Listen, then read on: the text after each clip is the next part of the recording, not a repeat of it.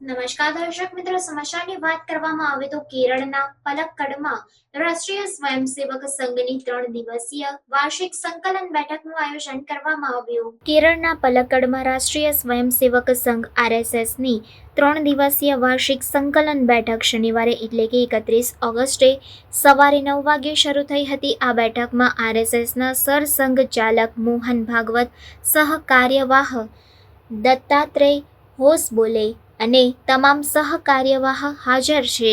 આ ઉપરાંત ભાજપના રાષ્ટ્રીય અધ્યક્ષ JP નડ્ડા અને સંગઠન મહાસચિવ BL સંતોષ પણ આ બેઠકમાં પહોંચ્યા છે. બેઠકમાં વાયનાડમાં ભૂસ્ખલનમાં RSS દ્વારા કરવામાં આવેલી મદદ અંગે માહિતી આપવામાં આવી હતી. મીડિયા રિપોર્ટ્સ અનુસાર આ બેઠકમાં લોકસભા ચૂંટણીના પરિણામો અને બાંગ્લાદેશમાં હિન્દુઓની સ્થિતિ પર ચર્ચા થઈ શકે છે. આ ઉપરાંત બંગાળમાં ટ્રેની ડોક્ટરના મર્ડર અને દુષ્કર્મના કેસની પણ ચર્ચા થઈ શકે છે.